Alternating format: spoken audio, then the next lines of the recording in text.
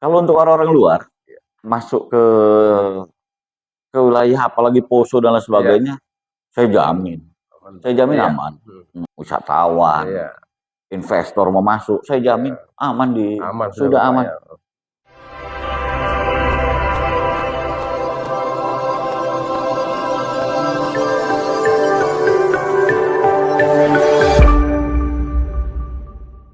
Assalamualaikum warahmatullahi wabarakatuh. Selamat pagi dan salam presisi.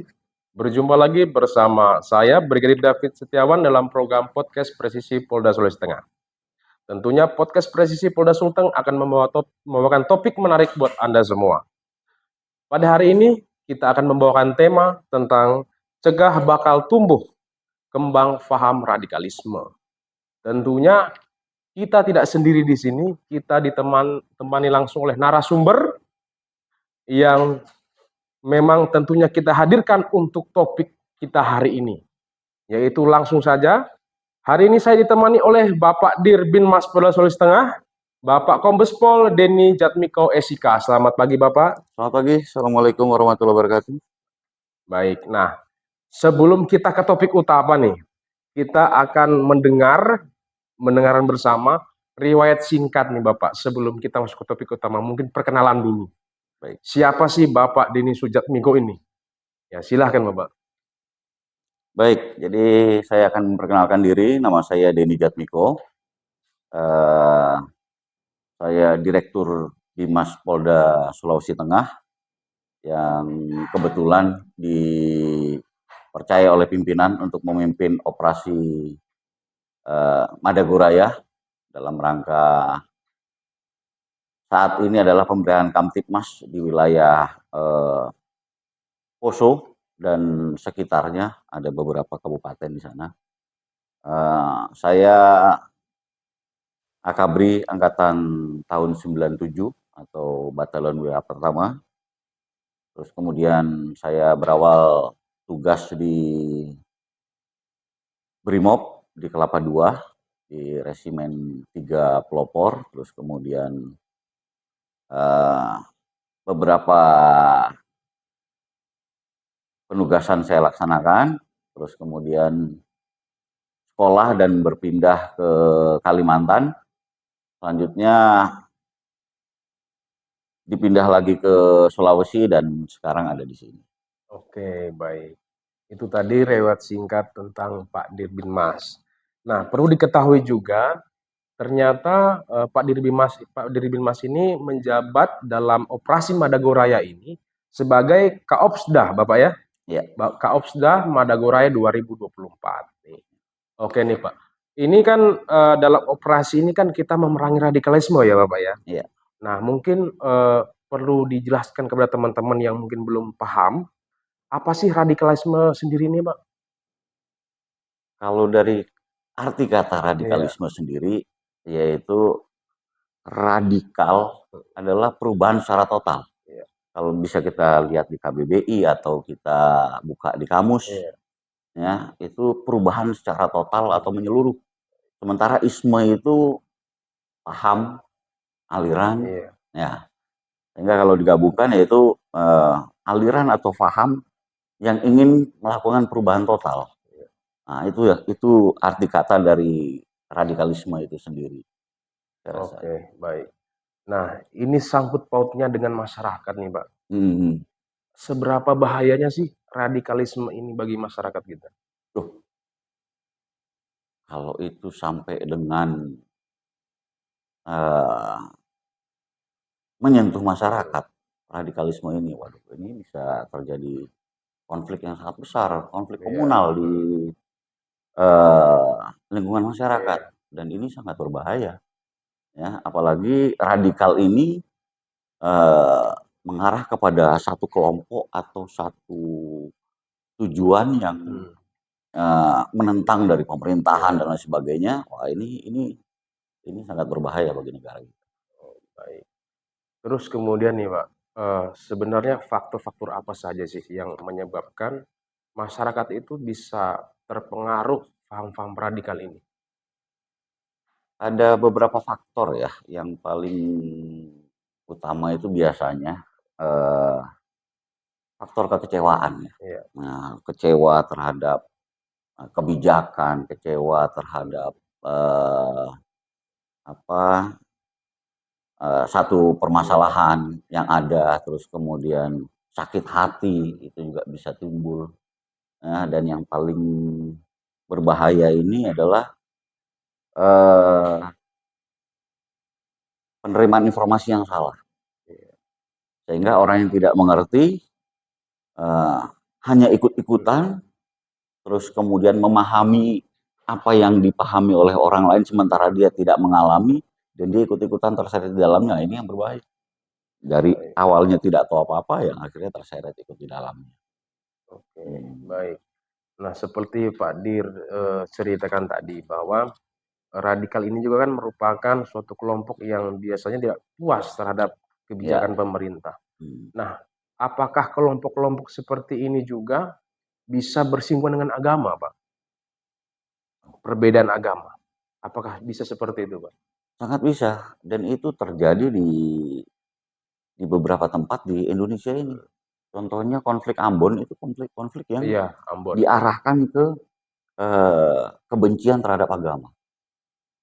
Nah, begitu juga yang terjadi, yang akhirnya yang tadinya konflik masyarakat yang akhirnya diarahkan ke agama, ini juga terjadi di Poso kemarin. Nah, dan yang ini yang sudah berhasil kita selesaikan, sehingga kita pelihara sekarang seperti apa untuk menjaga stabilitas keamanan yang sudah terjadi sekarang ini. Oke, baik. Nah, untuk operasi Madagao sendiri nih, Pak. Ya. Sudah berapa lamakah operasi ini berjalan sekarang nih di Sulawesi Tengah? Wah, itu mulai dari tahun 98 kalau tidak salah ya. Awalnya konflik terjadi, awalnya permasalahan terjadi. Ya, 98 sampai dengan saat ini. Ya, perubahan-perubahan permasalahan yang terjadi sampai dengan membawa agama sebagai permasalahan inti yang diangkat oleh kelompok-kelompok ini. Oke. Nah, untuk peran dari Binmas sendiri nih, Pak, di dalam operasi Madagora ini seperti apa, Pak, perannya? Perannya, wah, perannya sangat besar sekali. Karena kita melibatkan Babin Kamtipmas yang memang menyentuh langsung kepada masyarakat. Itu yang pertama. Yang kedua, kita juga punya dai. Dai-dai yang memang kita tugaskan untuk menyentuh. Jadi dai ini bukan cuma dai Muslim ya. Ada dai-dai Nasrani dan Hindu juga yang kita bina untuk masuk ke lingkungan masyarakat yang ada di sekitar daerah operasi. Ya, jadi peran mereka sangat luar biasa, mendeteksi. Ya, dai karena memang tugasnya turun kepada masyarakat, menyentuh langsung kepada masyarakat, ya, menerima informasi, memberikan masukan-masukan yang positif, hal-hal positif dari pemerintah maupun hukum dan lain sebagainya kepada masyarakat. Nah, ini yang dilakukan oleh Bimas itu sendiri, ya, menyentuh langsung, baik dari kelompok-kelompoknya maupun kegiatan-kegiatannya. Nah, sekolah-sekolah, pesantren, ya, kelompok pengajian, itu kita sentuh. Sampai dengan tugasnya dai itu sholat 5 waktu, ya, di masjid-masjid yang memang kita anggap kemungkinan ada aliran-aliran tertentu di dalam masjid itu, atau ada kegiatan-kegiatan tertentu yang mungkin mencurigakan. Oke, baik. Untuk dai-dai ini, Pak, apakah memang dari personel sendiri yang terlibat atau dari unsur lainnya, Pak?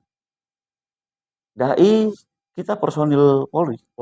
Ya, kita punya pendeta Kamtipmas, kita punya dai Kamtipmas. Ya, itu yang kita selain itu kegiatan-kegiatan kita mengundang juga dari unsur-unsur lain. Ya, seperti FKUB, ya, Forum Umat Beragama, ya, itu kita gandeng. dan alhamdulillahnya beliau antusias Ya. untuk mendukung kita, kegiatan-kegiatan kita. Nah, ketuanya langsung, sehingga nanti turun di berbagai event yang kita buat seperti pelatihan Ya. imam masjid, ya, petugas-petugas masjid dan gereja, itu semua kita ada program pelatihan kepada mereka, sehingga peningkatan kemampuan mereka, terus kemudian selain itu kita punya link untuk mengontrol mereka dari kegiatan-kegiatan seperti itu. Oke, baik. Untuk operasi Madagoraya sendiri, Bapak, untuk wilayah cakupannya sampai mana saja, Pak, operasi ini? Kalau cakupan untuk daerah operasinya itu hanya ada 4 kabupaten. Nah, jadi Poso, Touna, Tojo Una-Una, Parigi, sama Sigi.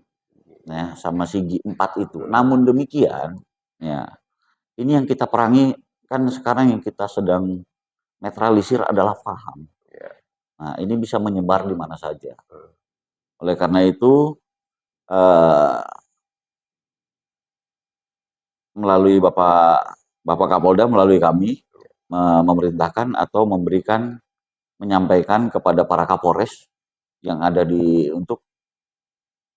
Sulawesi Tengah untuk melakukan kegiatan imbangan, memantau perkembangan aliran-aliran yang mungkin bisa menghasut atau memberikan ajaran yang sesat kepada masyarakat. Oke, baik. Nah, kemudian nih, Pak, seperti sebelumnya, ya kan, untuk operasi Madagoraya sendiri kan banyak tuh yang seperti kita lihat, ada Brimobnya ada, dari unsur TNI-nya ada. Nah, untuk yang sekarang ini nih, untuk satuan tugasnya itu masih sama seperti dulu atau ada perubahan, Bapak? Ya. Jadi perlu saya jelaskan di sini, kalau dulu ya itu adalah penegakan hukum yang dikedepankan.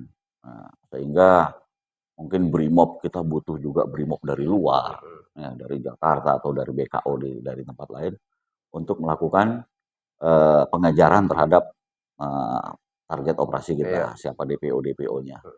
Namun demikian, sekarang sudah tidak ada lagi DPO-nya. Jadi kemarin sudah dituntaskan, tidak ada DPO lagi. Kita diberikan waktu 1 tahun pada saat itu oleh Bapak Kapolda untuk melakukan pemulihan.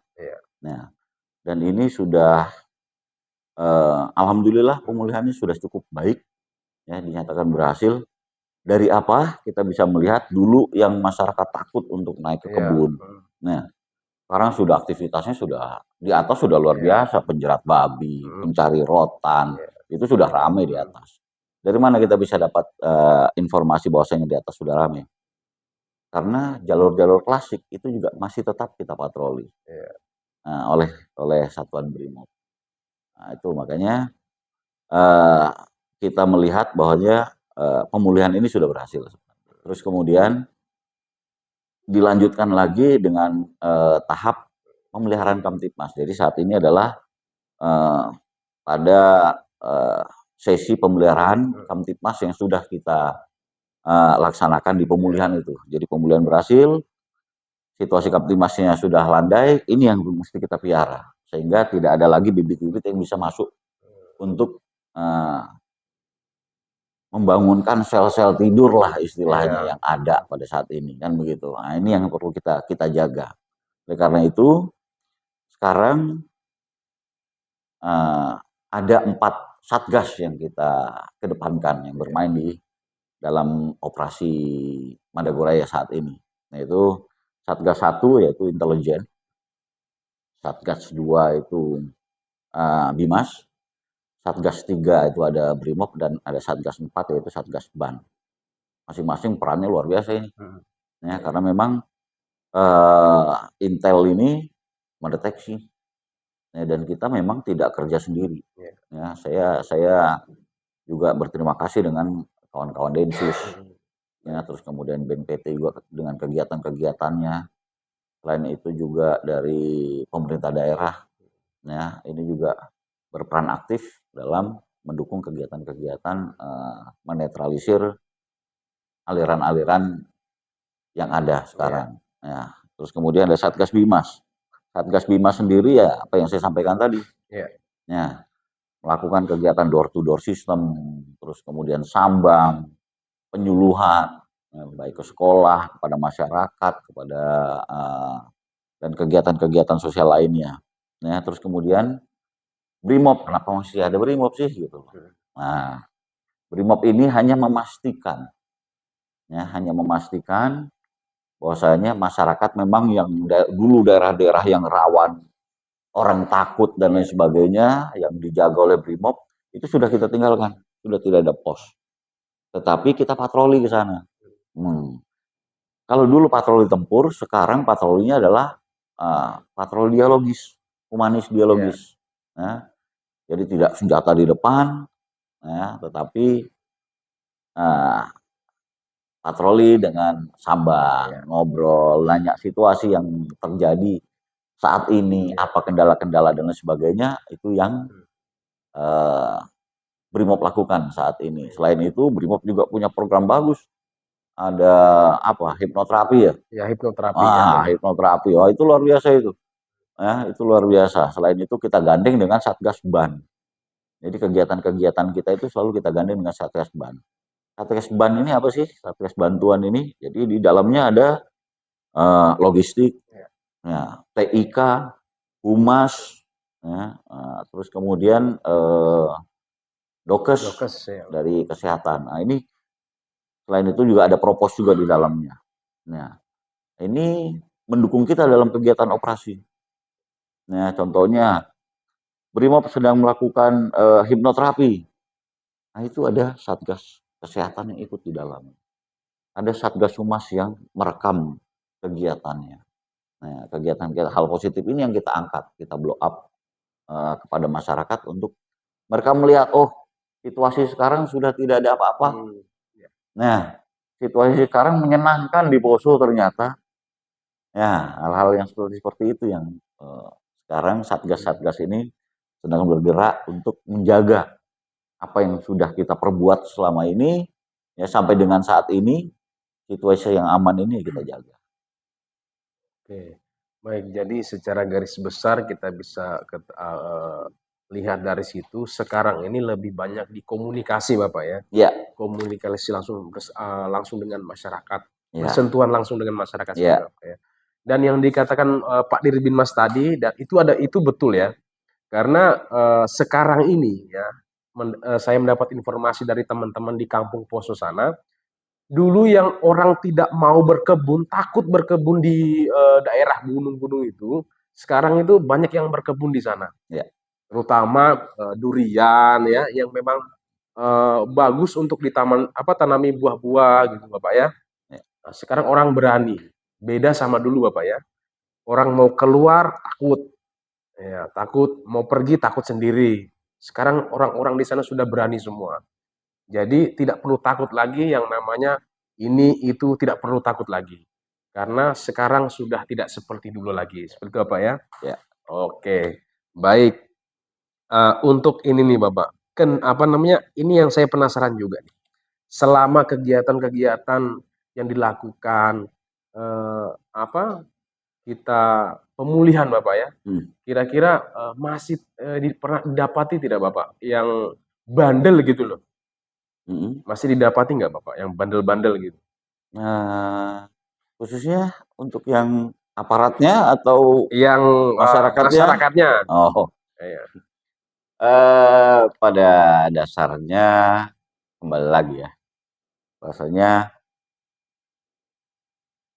bandel tidak bandel itu tergantung daripada pemahaman kita, cara bagaimana kita masuk kepada masyarakat dan lain sebagainya. Kalau memang kita dipercaya, orang sudah percaya sudah ini sangat mudah kok untuk memberikan informasi, mengajak dan lain sebagainya sebenarnya sangat mudah. Ya. Yang dikatakan bandel itu kan ada yang istilahnya wah ini simpatisan dan lain sebagainya. Nah, itu kan dulu. Kalau sekarang ini sebenarnya semua sudah bisa kita grip. Tinggal yang kita jaga ini adalah, sekarang sudah bagus, yang kita jaga ini jangan sampai aliran-aliran dari luar ini yang masuk. Oleh karena itu sekarang yang sedang kita bangun adalah membangun imunnya masyarakat ini sendiri. Jadi bagaimana masyarakat ini bisa memprotek dirinya sendiri, ya. Kalau seandainya ada seperti itu, ya, ajaran-ajaran orang-orang yang masuk yang ingin memecah belah dan lain sebagainya. Nah, ini mereka bisa memprotek dirinya sendiri. Nah, ini yang sedang kita giatkan kegiatan-kegiatan kita ke arah sana. Sehingga pelan-pelan nanti begitu kita lepas, operasi tidak ada, mereka sudah punya imun sendiri nantinya untuk memprotek permasalahan-permasalahan yang saya sebutkan tadi.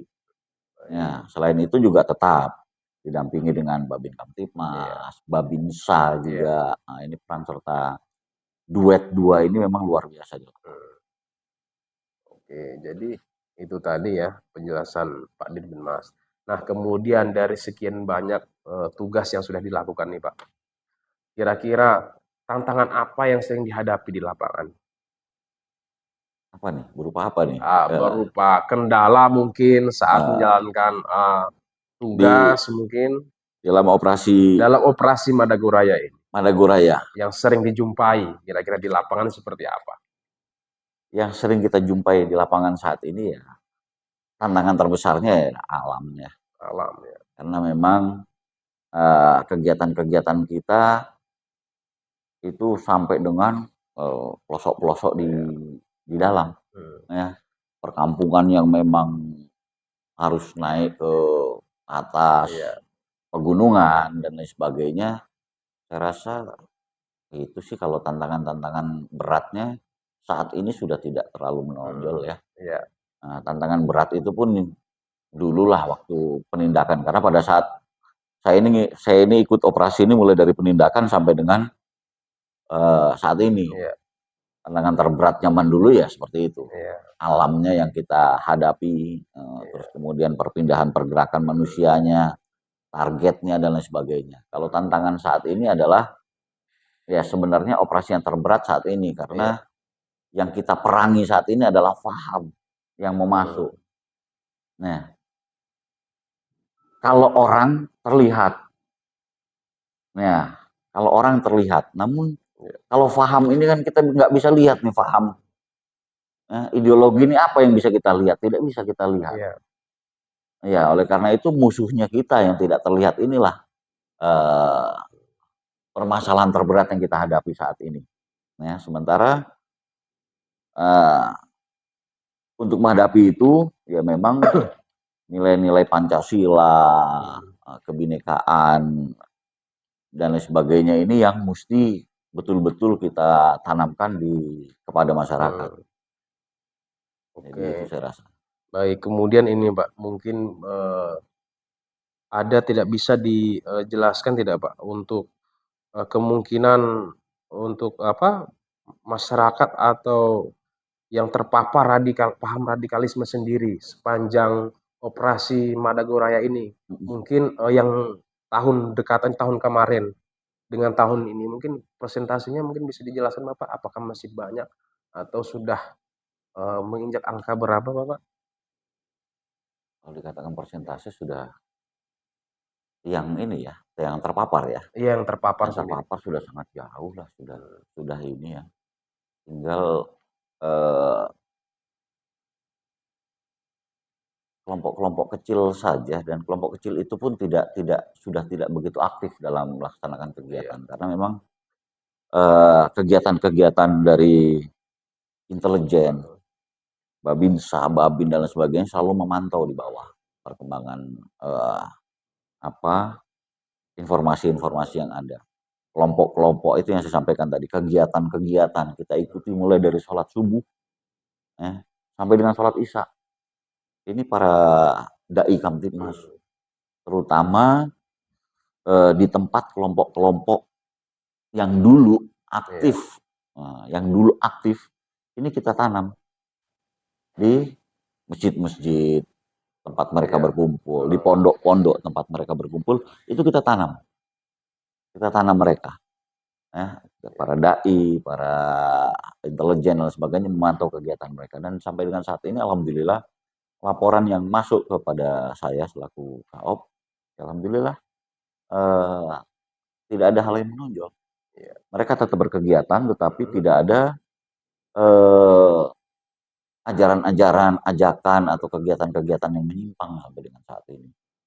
Oke, Jadi baik. saya boleh katakan ya, mau dibilang 0% di belakang layar kita tidak tahu ya, Iya, mungkin yang tidak benar-benar, Pak. terpantau ya.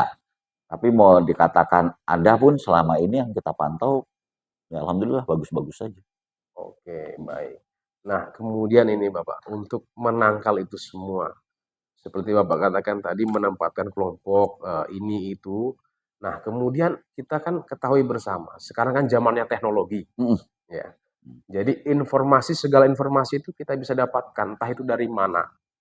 Nah, untuk mengcover itu sendiri, kan masyarakat sekarang ini kan bisa mengakses maupun mendapat informasi dari luar melalui teknologi ini, media sosial dan segala macamnya. Ya. Nah, bagaimana mencegah apabila terdapat informasi-informasi dari luar yang memang membuat informasi yang hoax mungkin yang untuk menyebarkan paham radikal ini, bagaimana untuk mencegah hal itu terjadi? Karena ini hubungan dengan teknologi, Bapak. Ya. Ya alhamdulillah kita intelijen kita, terus kemudian satuan reskrim kita juga sudah ada ini ya, tim cyber ya, Tim cyber ya. yang memang rutin patroli. Nah, terus kemudian dari data-data intelijen kelompok-kelompok dan lain sebagainya ya, itu eh, media-media sosial yang mereka gunakan dan lain sebagainya, sampai dengan saat ini memang tetap dipantau dari tim cyber kita ya, bagaimana perkembangannya, bagaimana penyebaran informasi di dalamnya, bagaimana percakapan antar grup dan lain sebagainya, itu memang dipantau dari tim cyber kita. Oh, iya. Jadi memantau itunya seperti itu. Sementara yaitu tadi kita juga kontra radikalnya juga kita adakan dengan mungkin ada ceramah-ceramah yang bagus, yang ini kembali kita viralkan, Iya. kita itu yang gerakan kita yang saat ini berjalan ya seperti itu. Iya. Ya. Oke, baik. Eh, untuk ini nih, Pak, untuk apa namanya? Operasi Madagoraya sendiri. Hmm. Kira-kira untuk keberhasilannya nih, menurut Bapak sudah berapa persen kira-kira sampai saat ini? Harkamtimas Ya, kira-kira seberapa besar keberhasilan untuk sampai saat ini, Pak? sampai dengan saat ini persentasenya. Iya, Ini kan kira-kira baru menurut Bapak, Pak Dirbin Mas nih, kira-kira sejauh ini. ya seperti yang saya katakan tadi, Eh, kalau kita bicara keamanan, kita bicara ini, bicara dengan si iya, pelaku keamanannya, saya katakan wah sudah tidak ada apa-apa lagi, iya, aman 100%. Nah, kan begitu, saya iya, jamin itu. Nah, cuma kan kita tidak tahu di belakang ini ada mungkin hal-hal ya itu yang kita jaga tadi, iya, jangan sampai masuk dan lain sebagainya. Ini kita ya itu membina masyarakat, mengajak masyarakat mulai dari Satkamling, iya, terus kemudian masuk ke sekolah-sekolah tentang pemahaman yang paling penting itu nilai-nilai Pancasila, norma-norma Pancasila itu kita bangkitkan kembali iya, ya. Yang dulu mungkin karena memang kalau boleh dikatakan zaman saya SD dulu Pancasila itu mulai dari SD saya sampai dengan menteri itu saya hafal dulu. iya, Ya menteri zaman saya kecil dulu ya. Kalau sekarang kan wah ini perkembangan teknologi dan ini sehingga nilai-nilai itu agak apalagi sampai di kampung-kampung lagu Indonesia Raya aja mungkin iya, ya ada yang tidak tahu lagunya seperti apa. Itu ada loh. Ya.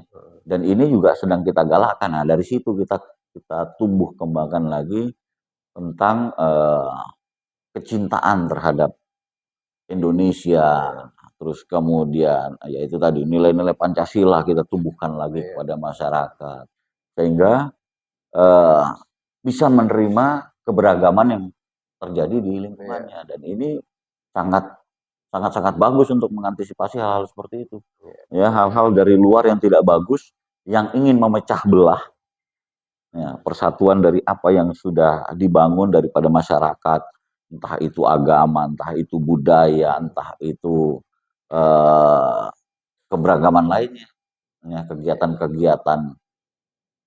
Jadi itu sangat sangat sangat penting menurut saya. Jadi kalau mau dibilang berapa persen sih? Nah, karena ini baru tahap 1 dan Iya. ini judulnya pemeliharaan Kamtipmas. Iya. Kamtipmasnya sudah bagus. Mm-mm. Ya, pemulihannya sudah selesai. Pemulihan sekarang adalah pemeliharaan Kamtipmas. Pemeliharaan Kamtipmas ini boleh dikatakan kalau sampai dengan saat ini karena memang judulnya pemeliharaan Kamtipmas, Iya. keamanan ketertiban masyarakat yang sudah bagus ini yang kita jaga. Sampai dengan saat ini 100% sudah bagus. Oke, alhamdulillah Pak ya. Nah, alhamdulillah. Hmm. Saya rasa itu. Karena sebenarnya saya pribadi bukan orang asli Sulawesi Tengah ya. Saya orang dari Jawa Tengah. Nah, biasanya kalau pulang kampung itu eh, orang-orang di sana kadang nanya gitu. Nanya itu Pak.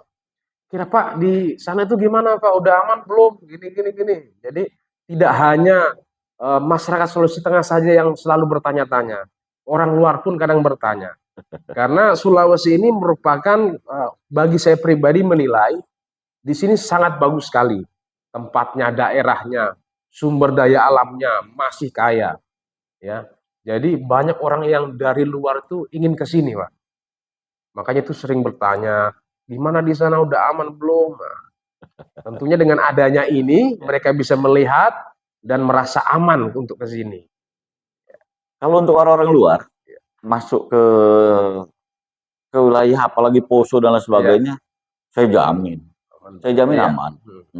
Yang saya katakan tadi, wah saya masih ini adalah orang-orang luar yang ingin memasuk orang-orang luar yang ingin memasuki faham-faham, ya membangkitkan faham itu yang ini. Tapi kalau untuk wisatawan, investor mau masuk, saya jamin aman sudah aman. Ya. Nah, sudah aman dan itu memang boleh dikatakan seperti tadi yang saya sampaikan. Itu sampai dulu tidak berani untuk ke kebunnya. Iya. Itu sampai masuk hutan sekarang mereka sudah berani untuk jerat babi, Iya.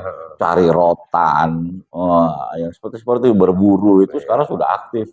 Anak-anak main trail, ya komunitas trail, komunitas IOF, off-road dan lain sebagainya sudah bermain di hutan yang dulu tempat markasnya mereka. Tidak ada masalah. Itu saya percaya karena kebetulan mertua saya orang Poso, Bapak. Jadi punya kebun, sekarang udah berani naik gunung. Jadi informasi di sana saya bisa tahu. Oh, di sana aman sudah, aman di sini. Ya, jadi saya tahu. Dan itu betul adanya, ya, betul adanya. Oke, kemudian nih Pak, apakah dari Satgas Binmas sendiri dalam pemulihan, apakah hanya melakukan sosialisasi atau penyuluhan di lingkungan masyarakat saja? Apakah ada kegiatan-kegiatan seperti go to school mungkin? Jadi dengan maksud menghindari paham radikalisme ini dari sejak dini. Mungkin ada Pak program-program seperti itu yang dilakukan. Sudah pasti. Kalau Bimas sudah pasti melakukan itu. Nah, yang hebat lagi sampai dengan Brimob pun melakukan itu. Baik. Ya, sampai Terjun sampai Brimob itu, ya Pak ya? ya, sampai dengan Satgas Brimob itu mereka melakukan itu juga. Jadi memang ini bukan kerja Bimas saja. Nah, bukan kerja Bimas saja, tetapi kita terpadu satu tim. Ya, dari intelijennya, dari Bimasnya, dari satgas-satgas yang lain, itu semua satu tim untuk melakukan itu tadi. Mulai dari sekolah, sementara yang tidak sekolah atau orang tua-tua pun semua kita sentuh. Jadi tidak dari hanya sekolah saja, kelompok-kelompok mereka, tokoh-tokohnya, ya sampai dengan pemuka-pemuka agamanya pun, yaitu kita masuki melalui seperti dari FKUB, dari Prof Jainal sendiri, sangat aktif itu untuk melakukan kegiatan-kegiatan seperti yang dikatakan tadi. Oke, baik. Untuk Pak Dir sendiri nih, apakah memiliki program sendiri untuk bagaimana meningkatkan literasi digital masyarakat agar terhindar dari hoax dan propaganda radikalisme? Saya bisa menyampaikan saja kepada masyarakat terkait dengan IT ya, Ya, mungkin ya. Banyak sekarang kan sudah dunianya serba IT, IT ya serba benar. media sosial dan lain sebagainya. Saya hanya menyampaikan saran kepada masyarakat agar lebih bisa memilih dan memilah apa yang ingin dilihat. Ya, hati-hati dengan jarimu karena begitu Anda terlibat di dalamnya, otomatis Anda akan terseret.